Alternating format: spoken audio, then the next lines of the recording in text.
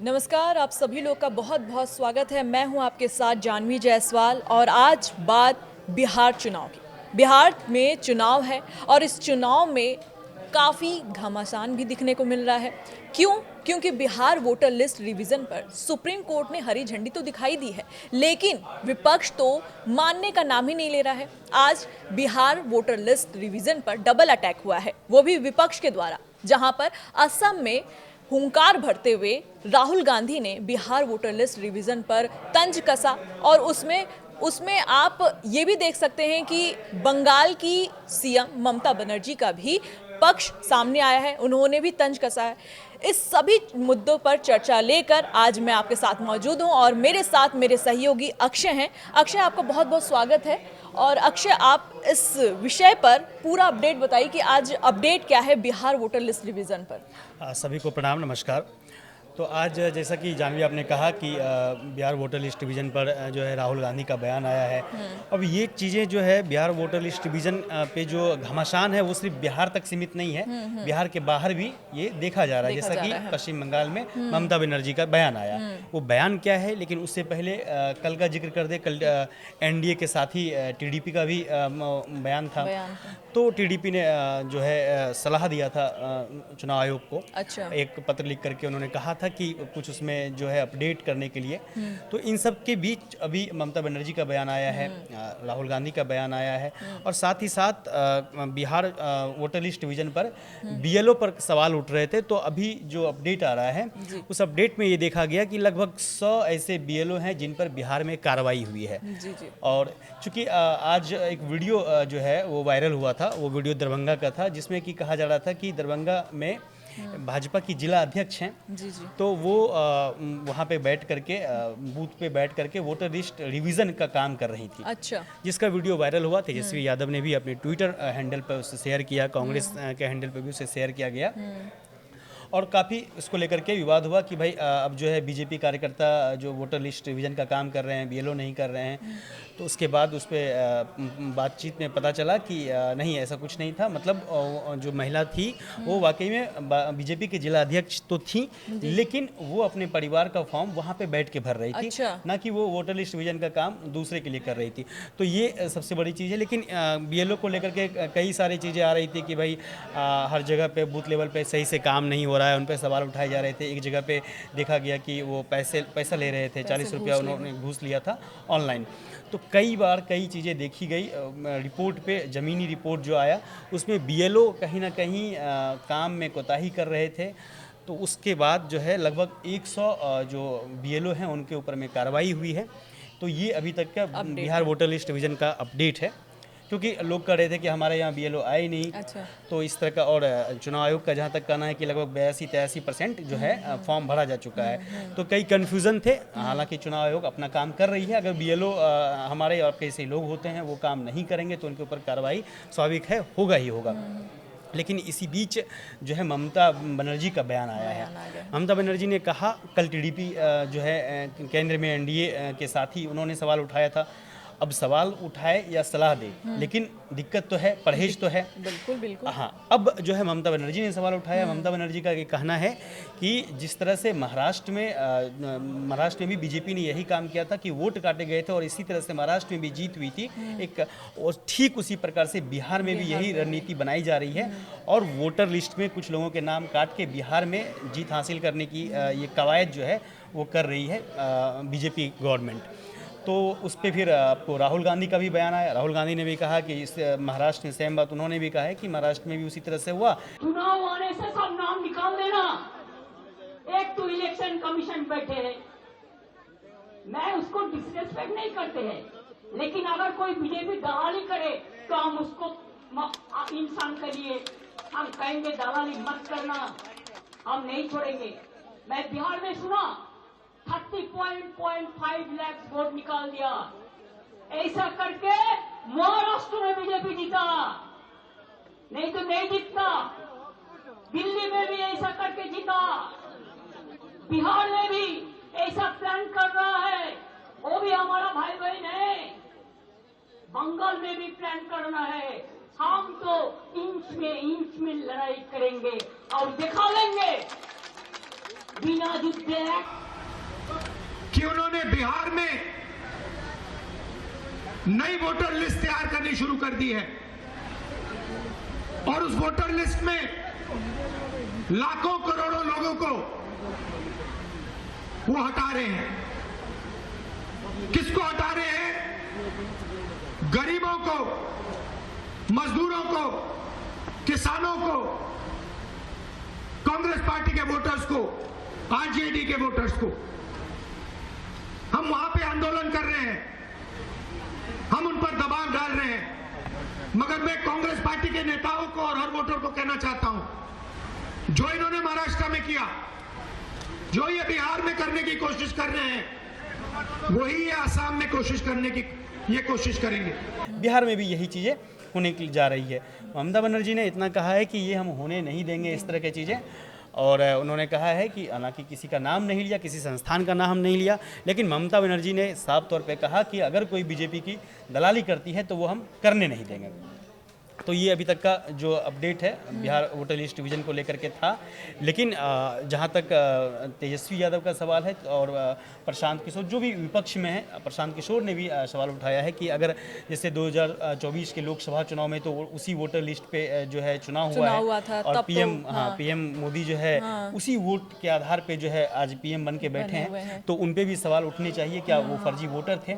तो ऐसे कई चीज़ें देखने को मिल रहा है। लेकिन तेजस्वी यादव लगातार जो है प्रमुख होकर के या कई मुखर होकर के जो है विरोध कर रहे हैं लगातार, और इस पे तेजस्वी यादव साफ तौर पे कह रहे हैं कि वो उनके ऊपर में बीजेपी चाहे जेडीयू और चुनाव आयोग मिल करके उनके साथ खेल करने का काम कर रही है ताकि उनके वोट काटे जाएं। और उन्होंने एक तर्क भी बताया था कि अगर 1% वोट भी कटता है तो वो लगभग हर विधानसभा सीट पर लगभग 3200 जो है वोट कटेंगे। तो एक आंकड़ा उनका था, लेकिन अभी तो उनसे ज़्यादा 35 लाख लगभग वोटर लिस्ट नाम काटे गए हैं। हालांकि वो मृत थे, वो स्थानांतरण कर चुके थे या फिर उनका 2-3 जगह नाम था। तो ये एक चीज़ें थी, लेकिन अभी भी जो है आरोप चल रहा है, लगातार चल रहा है। तो ये भी चला है, घुसपैठियों का भी नाम इसमें सामने आ रहा है। हाँ, अब ये भी चीज़ें आपने देखा था कि बांग्लादेश का कहा जा रहा था कि बांग्लादेश, म्यांमार और नेपाल के वोटर हैं यहाँ पे। हालांकि ये अभी पूर्ण रूप से जो है इलेक्शन कमीशन का कोई जो है बयान नहीं है या कोई उन्होंने कोई प्रेस रिलीज कर ऐसा नहीं बताया है। ये एक सूत्रों से खबर आई थी, हालांकि उसमें आपने देखा कि तेजस्वी यादव ने उसका किस तरह से आपत्तिजनक बयान दिया था। तो ये चीज़ें था, लेकिन विपक्ष कोई भी मौका नहीं छोड़ रही है। हाँ, लेकिन एक चीज़ जो जानवी अभी तक मुझे समझ में आया कि विपक्ष का तो चलिए विरोध करने का काम है, विरोध करेगी, हाँ, करेगी। लेकिन अब सवाल टीडीपी ने उठाया है। और सवाल अब सिर्फ बिहार तक नहीं है, बिहार के बाहर भी ये चीज़ें देखी जा रही है। कल के डेट में अखिलेश यादव भी इस पर सवाल उठाएंगे, क्योंकि आज वोटर लिस्ट डिवीज़न सिर्फ अब अभी वर्तमान में बिहार में हो रही है और पूरे देश में इसे लागू करने की बात कही जा रही है। तो जाहिर सी बात है सारे विपक्ष इसको लेकर के गोलबंद होने जा रहे हैं और पीएम मोदी गवर्नमेंट या बिहार में नीतीश गवर्नमेंट पर सवाल खड़ा कर रहे हैं। तो इसके अब यही है कि इलेक्शन कमीशन किस तरह से, जैसे कि उन्होंने कहा, टीडीपी ने कहा है कि जिनके भी नाम काटे जा रहे हैं, जिनके भी नाम हटाए जा रहे हैं, तो वो लोगों को पता चले कि नाम कट रहे हैं तो क्या वजह रही। और उन्होंने समय पर लेकर सवाल उठाया कि थोड़ा मतलब कि इतना जो अभी समय बहुत कम है, क्योंकि नवंबर में चुनाव है, तो इससे पहले अभी बहुत कम समय में जो है वोटर लिस्ट डिवीजन किए जा रहे हैं। तो उस पे हाँ, टीडीपी का वो भी कहना है कि अगर वहाँ पे आंध्र प्रदेश में ऐसा होना है तो वो चुनाव जैसे 2029 में वहाँ पे विधानसभा चुनाव है तो वो पहले ही शुरू कर दे, यानी कि अभी से इस प्रक्रिया को शुरू कर दे। और यही लगभग जैसे कि असदुद्दीन ओवैसी हैं, उन्होंने भी सवाल उठाया कि उन्होंने आज असदुद्दीन ओवैसी का एक बयान है कि आप जो है रील मत देखिए, युवाओं को उन्होंने कहा है कि रील देख करके आपका वक्त मत बर्बाद करो, वक्त बर्बाद नहीं करें, अच्छे से पढ़ाई करें, अखबार पढ़ें और तभी आप डॉक्टर, इंजीनियर और अच्छे वैज्ञानिक बनेंगे। लेकिन इसके बाद उन्होंने ये कहा कि पीछे के दरवाजे से बार बार वो कह रहे हैं कि एनआरसी लागू करने की कोशिश जो है बीजेपी गवर्नमेंट कर रही है और वो चुनाव आयोग के माध्यम से किया जा रहा है, इलेक्शन कमीशन के माध्यम से किया जा रहा है। तो लगातार इलेक्शन कमीशन को कटघरे में खड़ा किया जा रहा है। याचिका भी दायर किया गया, हालांकि अगली सुनवाई है 28 या 29 जुलाई को, उन पर सुनवाई भी की जाएगी। लेकिन इस बीच जो है बिहार में लगातार गर्म है, चर्चा माहौल गर्म है और जो है वार पलटवार का दौर आप देख ही रहे हैं जानवी की किस तरह से जारी है। अब ये तो हुआ अब तक का कि किनका क्या बयान रहा, क्या जो है पक्ष का क्या बयान रहा, इलेक्शन कमीशन का क्या अभी तक का अपडेट था। लेकिन हम लोग जो जिक्र करेंगे जानवी कि बीएलओ को लेकर के बिहार में जब चूँकि हो क्या रहा है कि कहा यह जा रहा है इलेक्शन कमीशन की ओर से बीएलओ घर घर जा कर के फॉर्म दे रहे हैं, फॉर्म भरने के बाद वो फॉर्म ले रहे हैं। और उसी क्रम में जो खामियां जो बीएलओ में देखी जा रही है, कई ऐसे वीडियो वायरल हो रहे हैं और मीडिया रिपोर्ट में ये देखा गया है कि जब बीएलओ के पास जा रहे हैं तो कुछ जगह पे ऐसा भी देखा गया है कि फॉर्म गया ही नहीं है। बहुत घर ऐसे भी देखे गए हैं कि फॉर्म वहाँ पहुँचा ही नहीं है। उनको पता है कि ऐसी कोई प्रक्रिया हो रही है, बीएलओ हैं, लेकिन उन तक फॉर्म नहीं आया इस पे एक्शन हो रहा है। हाँ, वही मैं बताना जा रहा था कि उसके बाद बीएलओ से पूछा जा रहा है तो उनका कहना है कि हम जाएंगे। कई ऐसे वीडियोज़ हमने देखा है, कई मीडिया रिपोर्ट में देखा है। आपको मैंने वो जिक्र किया कि वीडियो वायरल हुआ, पैसे ले रहे थे वो। तो कुछ भी बीएलओ बहुत अच्छे काम भी कर रहे हैं, उनका भी मीडिया रिपोर्ट में सामने आया कि कुछ बीएलओ है बहुत अच्छे काम कर रहे हैं। तो इस पे जो है इलेक्शन कमीशन का एक कहिए तो हमें लगता है कि इलेक्शन कमीशन बहुत अच्छे तरीके से जो है इसको करने जा रही है। और उसमें जो भी जो आप कोताही देख रहे हैं तो कोताही पे कार्रवाई जरूर जाहिर सी बात है होगी और हुई भी है। 100 बीएलओ पे लगभग कहा जा रहा है, ये अब तक का जो रिपोर्ट सामने आ रहा है कि 100 बीएलओ पे कार्रवाई हुई। और लगभग आपको पटना के ही 35 बीएलओ थे, जो बिहार की राजधानी पटना है, पटना के पालीगंज में 35 बीएलओ के खिलाफ एक्शन लिया गया है। तो ये एक बड़ा नंबर है। अभी भी लेकिन जिसकी सरकार है उसके अंडर में जब काम हो रहा है, हाँ, ये सवाल उठाने लायक बात नहीं है। देखिए क्या होता है ना कि अब वही चीज़ें हैं ना कि बीएलओ पक्ष में ये काम हो रहा है, क्योंकि बीएलओ के ऊपर सवाल अब ये है कि वो फॉर्म भर रहे हैं, किस तरह से भर रहे हैं, क्या डॉक्यूमेंट्स ले रहे हैं। और जैसा कि कहा जा रहा है कि विदेशी नागरिक को भी चिन्हित किया जाएगा। तो अब ऐसे में क्या कैसे वो विदेशी नागरिक अगर वो पैसे देकर के काम हो जाएगा या बीएलओ जो है अपने काम में कोताही बरतेंगे तो जाहिर सी बात है कि कुछ न कुछ खामियां निकल के आएगा। और ऐसे में फिर से चीज़ें तो वही होगी जो आप पहले कह रहे थे, वही चीज़ें फिर से सामने आएगी। ताक में पड़ी हुई है कि कहाँ तो गलती करें हम, और फिर से वही चीज़ें देखा जाएगा ना कि आप जैसे पिछले टाइम हुआ कि आप जैसे इलेक्शन कमीशन का ओर से कहा जा रहा है कि हाँ भाई विदेशी नागरिक हैं बिहार में या कहीं भी हैं तो आप जैसे चिन्हित कर रहे हैं, जो आधार कार्ड के माध्यम से कई दस्तावेज आप ले रहे हैं, तो फिर बीएलओ जो फॉर्म आप भर रहे हैं तो वो किस आधार पे भर रहे हैं, उनके काम में सवाल उठ रहे हैं। ये लगातार बिहार में देखा जा रहा है कि उनके कामों में सवाल उठे हैं और जिसको लेकर के अभी उनके ऊपर में कार्रवाई की गई है। ये बड़ी कार्रवाई बिहार में देखा जा सकता है कि इलेक्शन कमीशन जो है उन्होंने कार्रवाई की है कि भाई कोई कोताही नहीं चाहिए, इसमें बहुत स्पष्ट तरीके से काम होनी चाहिए।